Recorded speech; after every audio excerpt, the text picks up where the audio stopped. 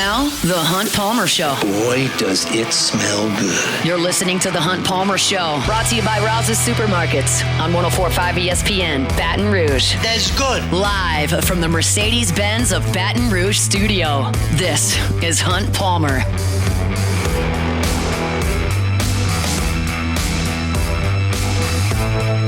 Welcome in. Hunt Palmer coming to you from the Mercedes-Benz of Baton Rouge studio downtown in the capital city on this Thursday. Means we're brought to you by Rouse's Markets. Got Jacob Beck and Cassie Spazzali back there on the ones and twos. We're working towards the weekend. Glad you're hanging out with us here on 104.5 ESPN Baton Rouge. Our Thursday staple is going to be with us at 1:15 and 2:15, as they always are. Luke Johnson talking Saints 15 minutes from right now. Chris Blair talking Tigers an hour and 15 minutes from right now. Death of a baseball legend is something we'll get to a little bit later. I got a segment at the top of hour number 2. We usually do this about this time every year. Who are the players, coaches, individuals with the most to gain or lose as the NFL playoffs progress? I've got some thoughts on that at the top of hour number 2. And Heather Dinich has a long-form piece up on ESPN right now about the college football playoff. She has spoken with 12 or so sources who, most of which chose anonymity, but they're talking about the meetings that have taken place to discuss the future of the college football playoff and how things might change moving forward now that we have almost one college football playoff of the 12-team version in the rearview mirror, and I want to give some thoughts on that as well. So lots and lots to do over the next 2 hours, and appreciate you hanging out with us right here. We'll start the same way we do each and every day with our Genesis opening drive. It's time for Hunt's Opening Drive, presented by Genesis of Baton Rouge. Some jarring news this morning coming courtesy of WBRZ here in Baton Rouge, Channel 2. They reported earlier today that Colin Hurley, LSU freshman quarterback, was injured in an off-campus crash at about 2:45 a.m. this morning when authorities reached his Dodge Charger that had crashed into a tree at South Quad Drive and Highland Road that was near the South Gates of LSU's campus. Investigators found him unresponsive. He was breathing, and then he was in and out of consciousness and had a large cut on his face. They have not determined what the cause of this crash was, but officials say that impairment was not suspected. So obviously a terrifying situation for a young person, and in Hurley's case, younger than most in his position, if not all in his position, quite frankly. If y'all remember, Colin Hurley reclassified to graduate from high school early and enroll in LSU, and he was already young for his age. When he got to LSU in January of this year, Colin Hurley was 16 years old. It blows my mind, honestly, as someone who showed up on campus at 18 and 8 months or so. So Hurley, now 17-year-old from Jacksonville, Florida, and we believe he is still in the hospital. I certainly can't report that, but according to WBRZ, who's been updating their story throughout the day, said an update on his condition has not been provided. And that's a scary thing when something like that happens to a young person. And for us, it's newsworthy when that young person plays for LSU. Hurley redshirted this past year as expected. He showed up, as we mentioned, a year early and was in a crowded quarterback room. And I feel like, and certainly not to dismiss the severity and to dismiss what happened this morning, but certainly we discussed the football side of it here on a sports talk show. Hurley was a guy that I think is kind of forgotten in his role in the football program because of those circumstances I just laid out. You show up at 16 and no one is going to consider you a sincere threat to the starting quarterback spot. And so Garrett Nussmeier goes out there as a redshirt junior and has a monster season. A.J. Swan and Ricky Collins right there. And so Colin Hurley kind of slides in right behind there as a guy who's just going to kind of run some reps on the practice squad, learn as much as he can, and kind of figure out how to do life on your own at 16 and now 17 years old. And then all of a sudden, you see that Garrett Nussmeier is coming back, but that Ricky Collins and A.J. Swan are going to move on from their spots at LSU and look elsewhere. And all of a sudden, Bryce Underwood decides he's not coming, and you look up, and LSU's quarterback situation is pretty scarce. Now, LSU did go get Michael Van Buren from Mississippi State, and he is very much presumed to be the backup to Garrett Nussmeier after starting 8 games this year for Mississippi State. But Hurley is right there, and early on in Colin Hurley's high school career as a very young person, he was considered among the best prep quarterbacks his age in the country. He was a 15-year-old as basically a freshman to be a sophomore. He was throwing for a lot of yards, was already pretty physically imposing, and was thought to potentially be among maybe the top 2 or 3 quarterbacks in his class. Now, keep in mind, most don't grow until they're 15, 16, 17 years old. A lot of high schoolers don't become the starting quarterback until their sophomore, maybe even junior year. So he's got a head start on basically everybody that's his age when you're 15 years old and piloting a Florida high school. And so when he reclassified, he got dinged a little bit as far as the group of his peers. They changed from 14 and 15-year-olds to 18-year-olds. And he still signed with LSU and has been very, very outspoken, especially on social media, about how much he loves LSU and how appreciative he has been of his early time at LSU. So certainly as we sit here at just after 1 o'clock on Thursday, we wish all the best to Colin Hurley as he begins this recovery. I'm certain that more information will come out about what happened here. But as I'm reading WBRZ's very, very quality reporting here, it sounds like to me no foul play here, no impairment was suspected. Potentially, and I'm just reading between the tea leaves here and editorializing a little bit in a very serious situation, it looks like maybe just kind of lost control of his vehicle and ended up crashing into a tree. Thankfully, the firefighters were able to get there, get to him, get him out of that vehicle when he was not in very good shape, according to the reports. And I certainly hope the very, very best for Colin Hurley as he starts a little bit of a recovery process here.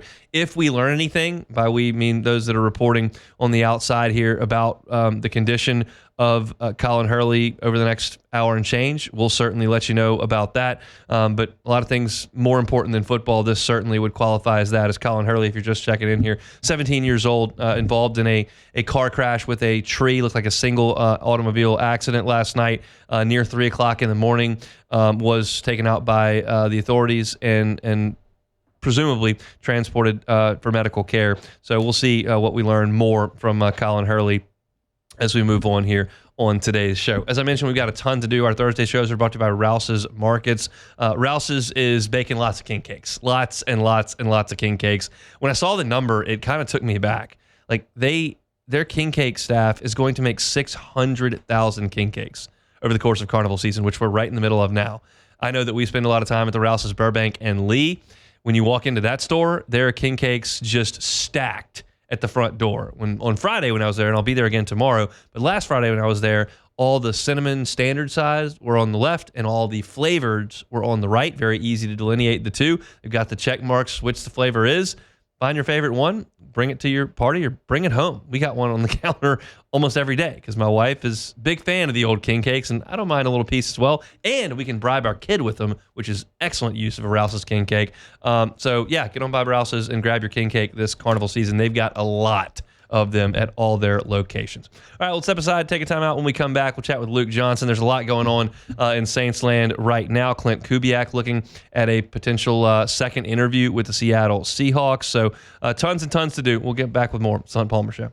The Hunt Palmer Show. Audio Video Security Solutions, avssla.com is the website. Mitchell Fisher and his team just do a phenomenal job. There's just such a charm and such a convenience in working with a local company. And Mitchell is right here in Baton Rouge and certainly happy to service just about all of South Louisiana. So if you're looking for a security system, look no further than the folks at Audio Video Security Solutions. That's who we've trusted with ours. I can pull up an app 24 hours a day, 7 days a week. I can see the camera at my front door. I can see the camera at my back door. I can arm our burglar alarm. I can disarm our burglar alarm.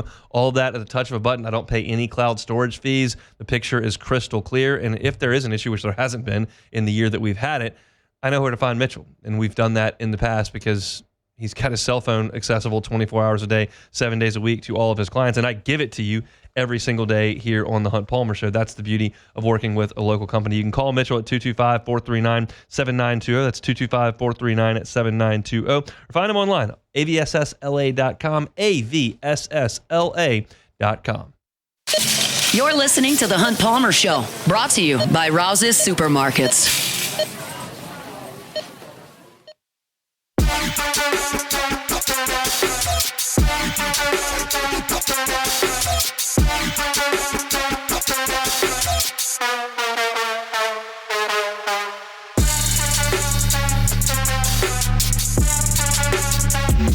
Thursday edition of the Hunt Palmer Show, presented by Rouse's. The next segment, I'm going to take us outside of the Baton Rouge bubble here a little bit and just kind of get a perspective of the SEC as a whole. I know that Brian Kelly's approval ratings probably not through the roof in Baton Rouge. The question is, like, where are coaches' approval ratings through the roof? We'll get a look at that coming up in our next segment. I've got a column coming up at louisianasports.net later this afternoon that'll kind of detail kind of where I think everyone stands in the SEC, and that doesn't change the expectation on LSU at all. Like, LSU is LSU, and it's competing against itself, not necessarily how everybody else is doing. It doesn't make LSU fans feel a lot better when you're 8-4 just because Florida's 6-6. That doesn't make anybody feel any better in Baton Rouge. It doesn't make you feel better being 8-4 because Texas A&M is 8-4. The expectation at LSU is the expectation at LSU.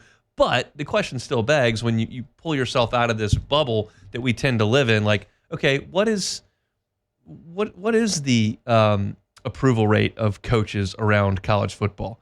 My thoughts on that coming up a little bit later. We got to say goodbye to a baseball legend as well. We'll do that with Luke Johnson here in a little bit. And who are the 5 men who are most impacted by the next 4 weeks in the National Football League? Still got the divisional round, got the conference championships, the Super Bowl to play. Who's got the most on the line here? And Chris Blair is going to jump aboard to talk with us coming up at 2:15. LSU basketball got a win back on Tuesday, and they will go to College Station for an evening game coming up at, what's the name of College Station? It's Reed Arena, at Reed Arena, coming up on Saturday. Looks like we're having some trouble linking up with Luke, so I'll just get into my thoughts on that world of the SEC that we live in here. Again, I think that oftentimes college football fan bases can be echo chambers. If you're in the office in Lafayette or Shreveport or Mandeville, like, you're probably talking LSU or the Saints. That's the case most places. Like, if you're in Mississippi, yeah, you may have a Mississippi State fan and an Ole Miss fan. If you're in Alabama, you may have an Alabama fan and an Auburn fan. But, like, the blood runs purple and gold here in the state of Louisiana. So everyone's kind of hyper-focused on the exact same thing. And at times we don't really look outside of where we are. And as I just detailed, like, that doesn't mean that just because everybody else isn't okay, that's fine that LSU's not reaching its potential. That's not the point of this at all. The point of this was I was kind of looking up at LSU football, and I'm thinking, LSU fans are not happy after year 3 of Brian Kelly. And I don't think anybody involved with LSU football feels like LSU has reached the point that it needs to under Brian Kelly. He said implicitly, I'm here because it has the resources to win a national championship. He said in the post-game press conference this year, see you at the national championship. So this is not something that Brian Kelly's unaware of, that everybody else on that staff and in that locker room is unaware of. Everybody knows at LSU the standard is competing for championships, and they have not done that through 3 years.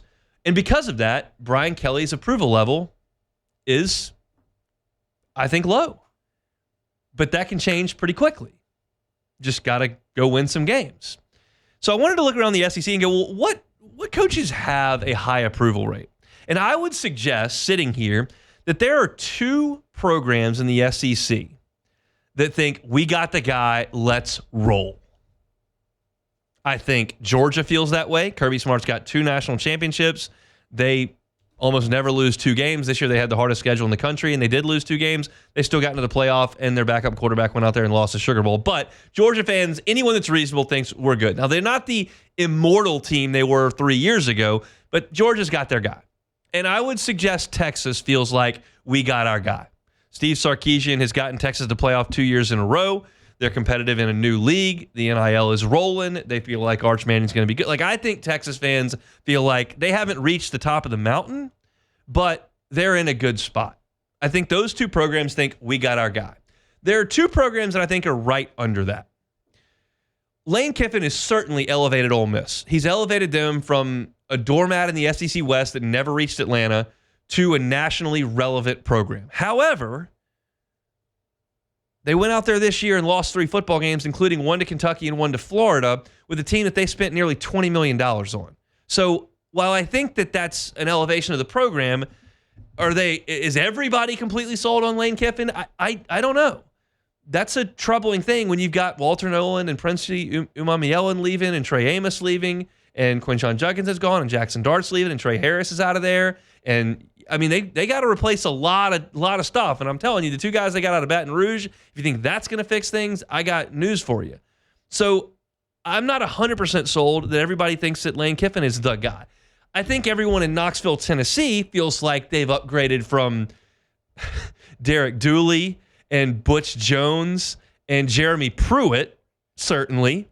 But, okay, you're not beating Georgia. You got smashed in the shoe. You hadn't been to Atlanta. Like, it's better, but you got to take another step. So while I think Ole Miss and Tennessee feel pretty good about things, there's still some doubt there, and I don't know that the approval rate is higher than 80% there. Well, I think it is in Austin and Athens. After that, you've got 11 programs outside of LSU that I think have some real doubts here.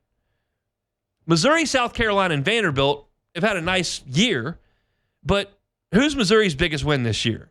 It's either 6-7 Oklahoma or Vanderbilt in Columbia in overtime.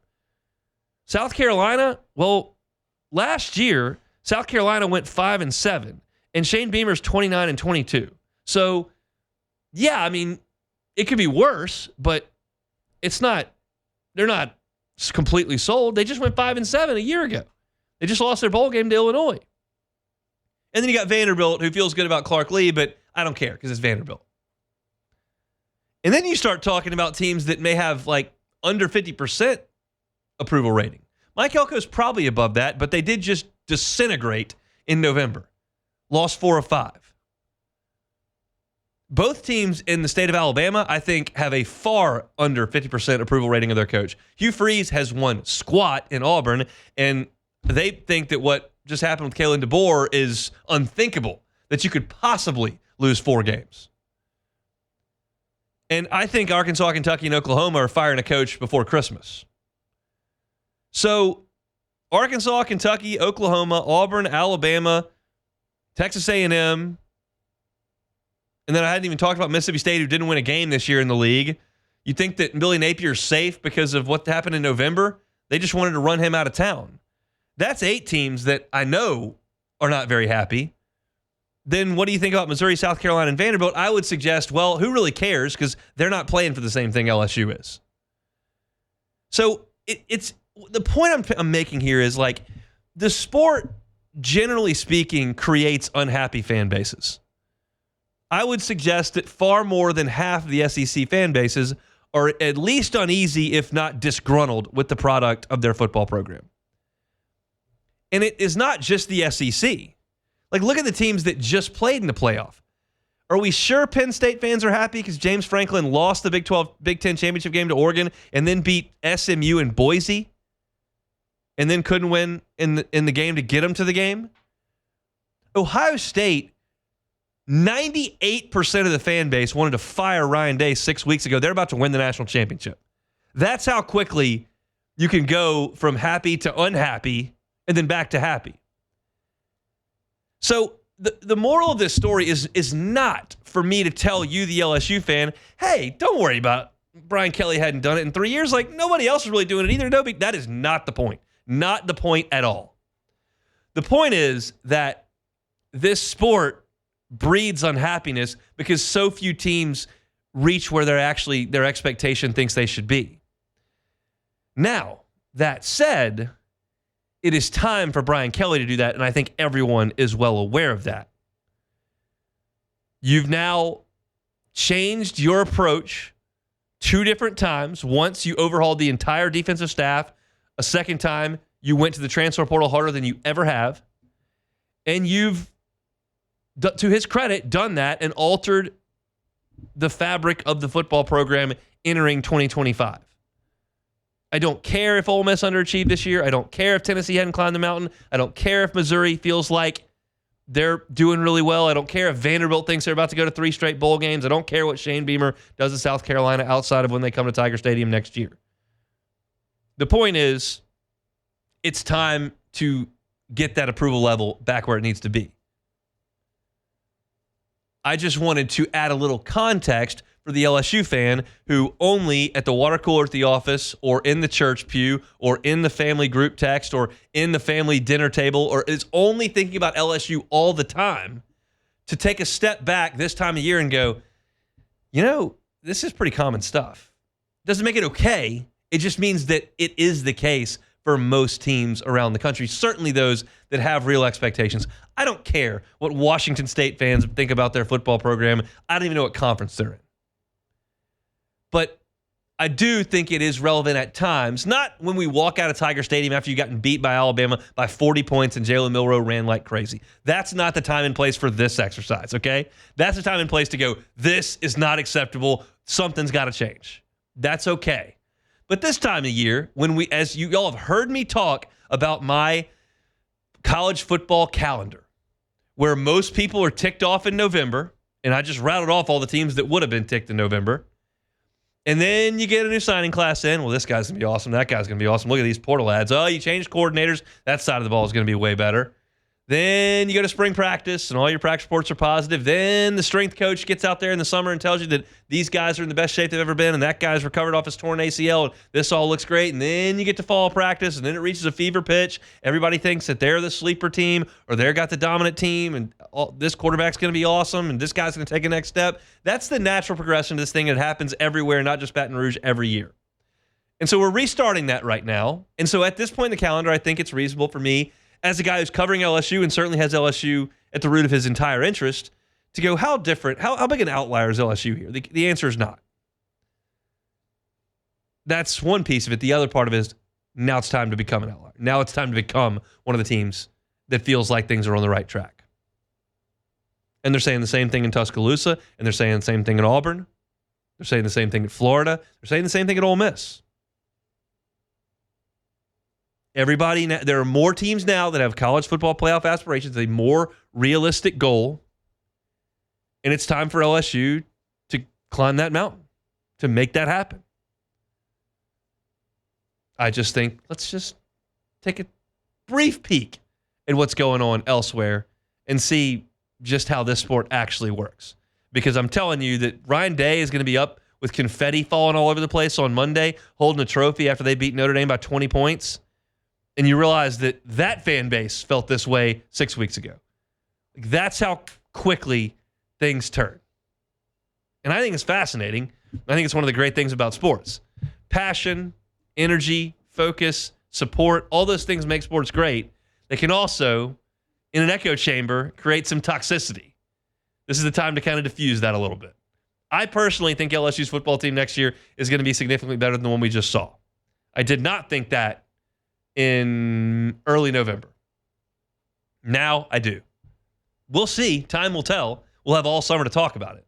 But I thought an exercise worthwhile. I'll have a column up on it at louisianasports.net coming up later this afternoon. Hopefully we can link up with Luke Johnson. I'd like to get that done, but we got to make contingency plans in case that can happen. So either way, we're going to talk some NFL in this next segment. If we can link up with Luke, we'll talk about the Saints and this coaching search that they're going through. If not, we'll talk about the 5 guys who have the most on the line in the NFL playoffs coming up over the next 4 weeks. That's all next on the Hunt Palmer Show. The Hunt Palmer Show. Genesis of Baton Rouge, genesisofbatonrouge.com is the website. Just an incredible line of luxury vehicles over there at Genesis of Baton Rouge. If you're thinking, I've never even seen Genesis of Baton Rouge, that's not terribly uncommon because they're not all that old. They hadn't been around as long as a lot of the dealerships in town, just a little over a year and a half at their current location. But they're Airline and Pico across from Women's Hospital. And if you get on by, their brand ambassadors are going to treat you like a guest. You're going to feel welcome. It's a first-class experience, and you'll learn that it's a first-class line of vehicles. Safety is incredibly important. The entire line was given the IIHA top safety pick. Some were top safety picks plus, all the way from the sedan to the SUV, all the way from the high end to the standard issue. All of them had the same safety features because that's not something that they mess around with at Genesis. Incredible company, an incredible dealership and operation here in Baton Rouge. Get on by and visit them. Tell them the Hunt Palmer Show sent you by. You can check out the inventory online at genesisofbatonrouge.com. It's Genesis of Baton Rouge, genesisofbatonrouge.com. This is the Hunt Palmer Show, brought to you by Rouse's Supermarkets.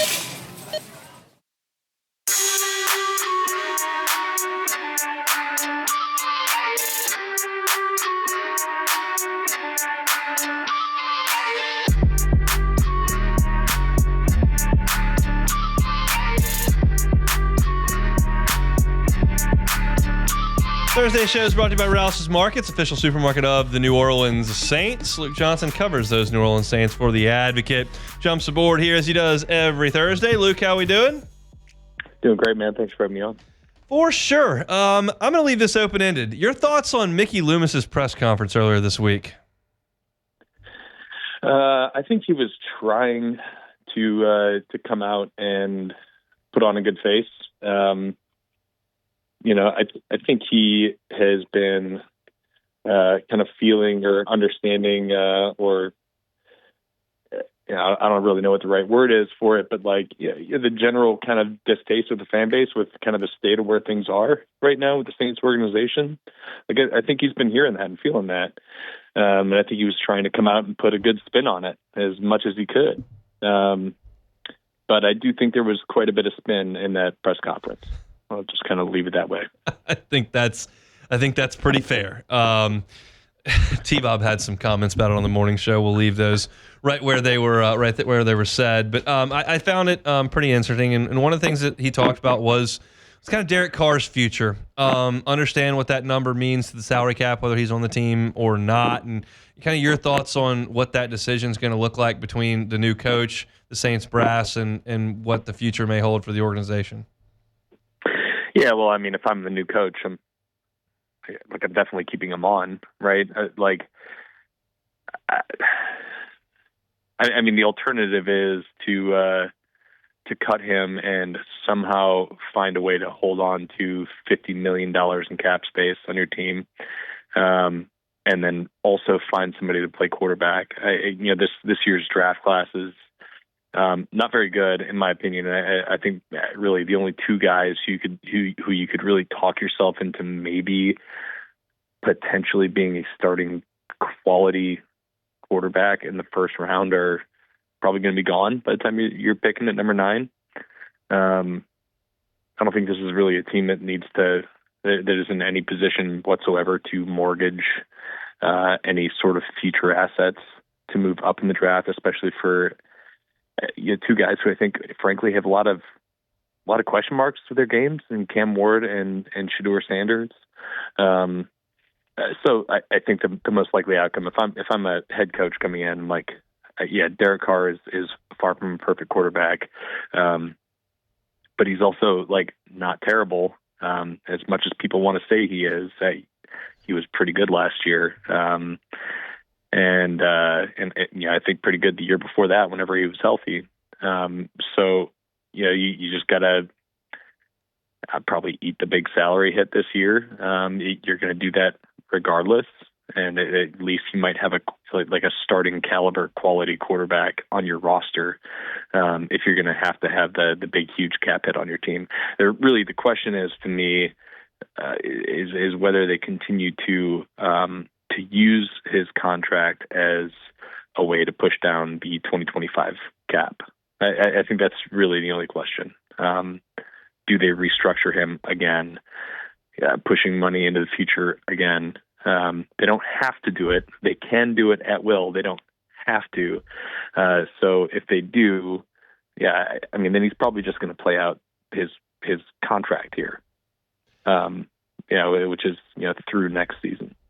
Do you think the next coach will have a say on that decision as far as the contract and the restructuring and the adding years to it?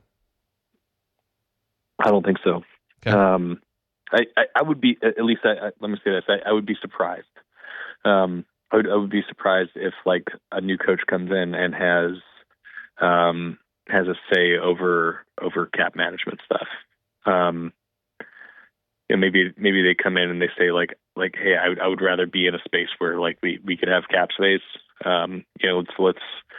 Let's bite a couple tough bullets here and get into a more reasonable situation. Like I could see that, but like as far as like the day-to-day decision making with how they manage the cap, I think that's still going to be down to Mickey Loomis and Kai Harley. And really, that's Mickey's baby. Like you got to remember he was the cap guy before he became the GM. So like these decisions are kind of his purview. Kai is the manager of it, and he makes it all work. But this is still Mickey's game. Do you believe truly that Mickey Loomis thinks that is working at this point when you look at their roster? I mean, that's the disconnect, I think, with the fans. And when he gets up there and starts talking, is like, we know that this is what you want to do, but you hadn't been any good in 4 years. And then I guess he can pin it on injuries. Do you believe he just thinks this is 90%, we don't stay healthy? Yeah, this is the hard part, right? Like, I think anybody who's looking at this roster and the way it's put together right now would have a really, really hard time seeing a path for this thing being like functionally good. Like, yes, they have good players, and yes, a lot of those good players missed on. Yeah, they would have been a completely different team for sure if Derek Carr didn't miss 7 games and Rashid Shaheed didn't miss 10 games and Chris Olave didn't miss 7, 8 games, whatever it was. Alvin Kamara didn't miss 3, 4 games at the end of the year. Like, yeah, completely different team. Totally agree. But the problem with the cap being the way it is, and with paying, they're going to pay $50 million this year in dead cap money for 3 guys that haven't played since Michael Thomas and Jameis Winston are 2 of them. They haven't played on the team since 2023, and Marshawn Lattimore hasn't played since mid 2024. Being those guys are accounting for $50 million in dead cap money. Like, that's a problem, because when you start having injuries to Chris Olave and Rashid Shaheed and Derek Carr, guys who are important to you, like, you don't have the resources to build up a truly deep roster, especially when you are the type of team who, like the Saints, have just been trading up in the draft for years. But they have such a dearth of cheap young players on the team. And then on top of that, they have no flexibility to go out and sign cheaper, younger talent to fill out the roster. So it is absolutely on them. They can say whatever they want to about it, but like, they are complicit in this, 100%.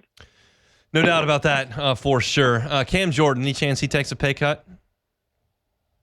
Never say never. He doesn't really strike me as the kind of guy to take a pay cut.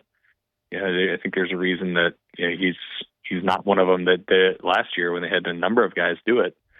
And I don't think really guys like doing that.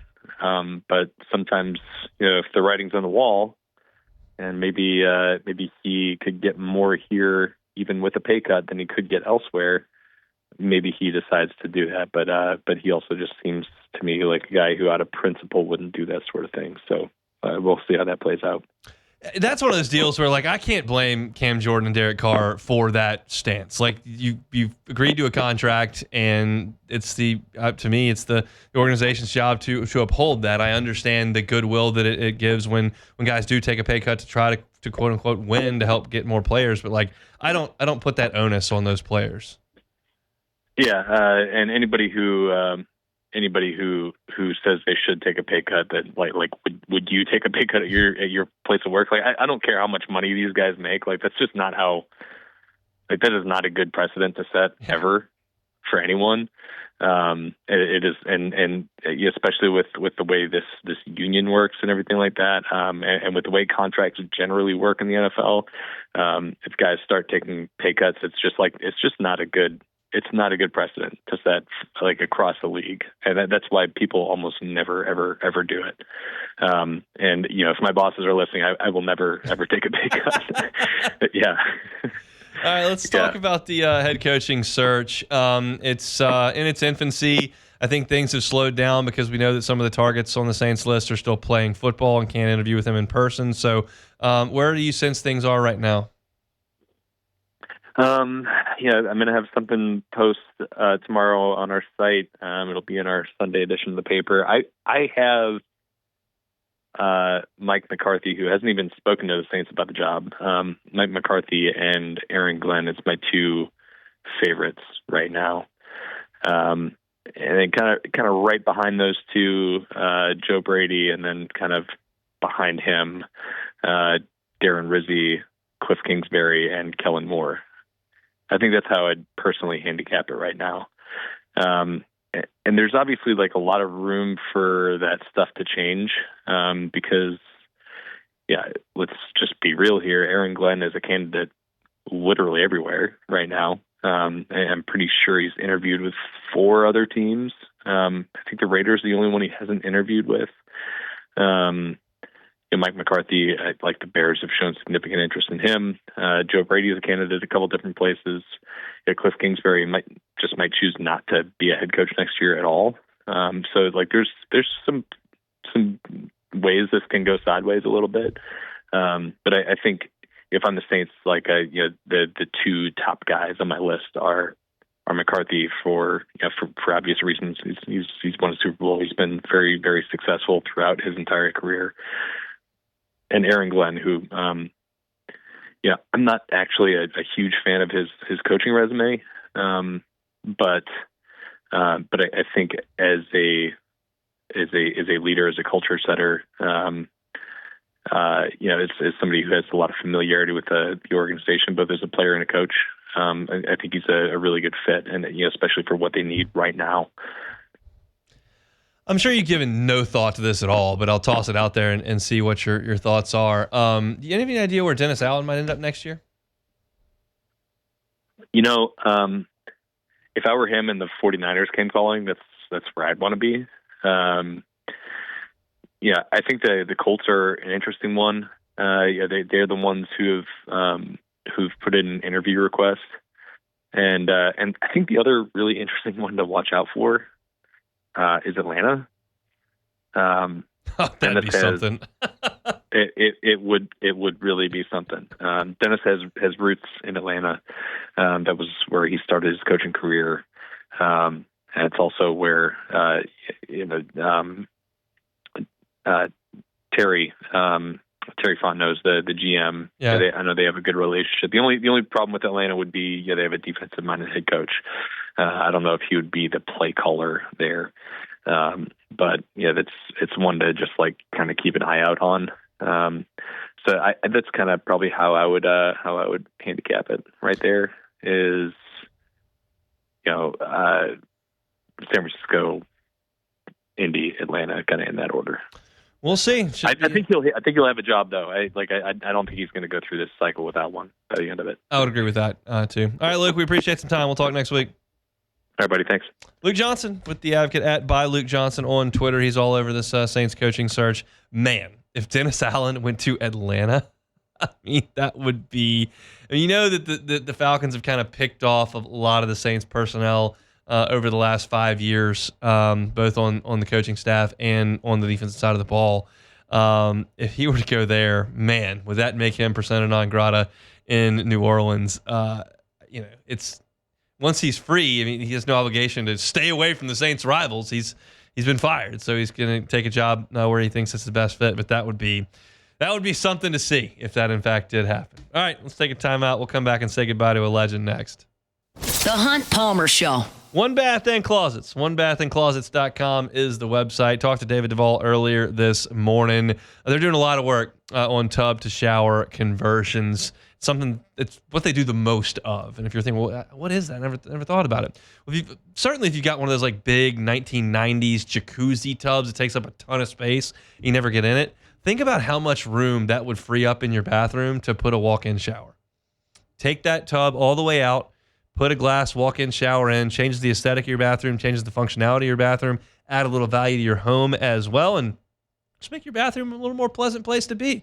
It's something they do a ton of, and you can see pictures of their great work at onebathandclosets.com. So if you have a tub, you don't use the tub, hey, why not go ahead and do that tub to shower conversion? David Duvall and his team are happy to help you with that. They do have financing options available for those renovations and remodels. You can get 0% for 18 months if you qualify for it. So start with that free consultation at onebathandclosets.com. You can see pictures of their great work. You can see testimonials from satisfied clients and get that process started with that brand new bathroom or just a tub to shower conversion today. It's David Duvall and his team at One Bath and Closets, onebathandclosets.com.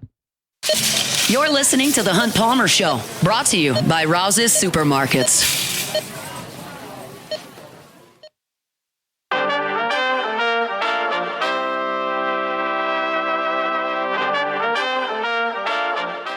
Top of the ninth, leading 10-7. Bases loaded, 2 down. And Rick Vaughn has come on to try and nail it down against Felipe Aguilar, a dangerous right-handed batter.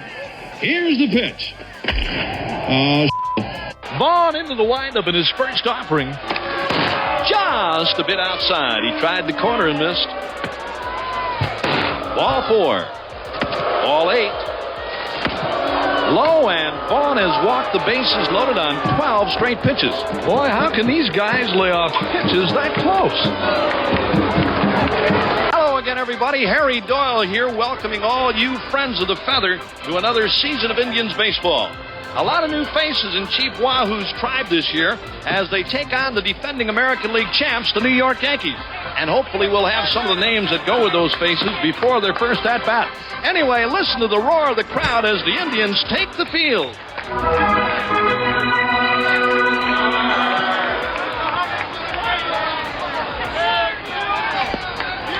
Yes, sir, they love this club here in Cleveland. Just a reminder, fans, about Die Hard Night coming up here at the stadium. Free admission to anyone who was actually alive the last time the Indians won a pennant. Oh, man. That is Harry Doyle, played by Bob Uecker. Major League, of course, the movie. There are far more iconic lines there. Dynamite drop-in money. Those broadcasting classes sure are paying off. There's lots. It was a phenomenal role and just a tiny, tiny part of the legendary life and career of Bob Uecker. Bob Uecker passed away this morning at the age of 90. And I think most people know Bob Uecker from Major League. And that's certainly where I was first introduced to Bob Uecker. But for those that aren't aware, Bob Uecker was the voice of the Milwaukee Brewers for an unthinkably long time. He spent 54 years on the mic for the Milwaukee Brewers. I despise the Milwaukee Brewers. I hate the Brewers. Ryan Braun, can't stand him. Prince Fielder at the time, couldn't stand him. Christian Yelich is my arch nemesis. I despise the Brewers. Bob Uecker is a treasure and a legend at what he did at the mic. I'm guessing almost all of you don't know the fact that Bob Uecker, for most of the 54 years that he called Brewers baseball, did so by himself. He did not have a color man. They just opened the microphone and Bob Uecker called the game, did the color, read the stats, did the pregame, did the postgame, did it all. And as someone who has a tiny bit of experience doing that with a color man or as the color man, filling all of that radio time for 162 games in baseball is remarkable. It's unbelievable. And to do it with the grace and wit and delivery that Bob Uecker did it for better than 5 decades is incredible. Keep in mind, he never retired. He called the Brewers last year. He was 89 years old. I don't know at this point what the cause of death is. That has not been, to my knowledge, released. But Bob Uecker is a baseball legend. He was incredibly witty with his deliveries about his playing career, which, by the way, he hit 200 in the big leagues, which he loved to make fun of. Hitting 200 in the big leagues, not that easy to do for any just normal person. But he made the big leagues, hit 200, got out of it pretty quickly, and became a broadcaster. And he started in television in Atlanta in 1971. and then started doing the Milwaukee Brewers radio broadcast. And that's the second longest continuous tenure with one team among active Major League Baseball announcers prior to his death. That trailed just the Royals' Denny Matthews, who's been doing it since 1969 and still is today. So I think most people will know Bob Uecker for just a bit outside, but there was a lot more to Bob Uecker. He's a Hall of Famer. He's a legend in the game. And again, despite my disdain for the team that he called for so very long, I became accustomed. I listened to via my MLB app in the early days. I would listen to Cubs Brewers games, and you had to listen to the home call. Just it was all that was available until, we've reached now the point where you can watch all the games, and there's a time where that wasn't possible, and I had to listen to Uecker do the Brewers, and I thoroughly enjoyed listening to him, although I didn't love his tone, because if he was really happy, that means my team had a significant issue, and he was real sad, that meant my team was doing something really well. But it's great that the movie role came along so that everyone could understand how great he was, but certainly just a small part of a 54-year run calling the Milwaukee Brewers. So Bob Uecker, dead at the age of 90 today, certainly an icon in the game. Now you've got in fairly tight proximity, you had Vin Scully passing away, and then Bob Uecker, both guys working well into their 80s as play-by-play men in Major League Baseball. All right, that's it for hour number one here on a Thursday edition of the Hunt Palmer Show. We're brought to you by Rouse's Markets. Get on by Rouse's and get your king cakes. They're going to make 600,000 of them.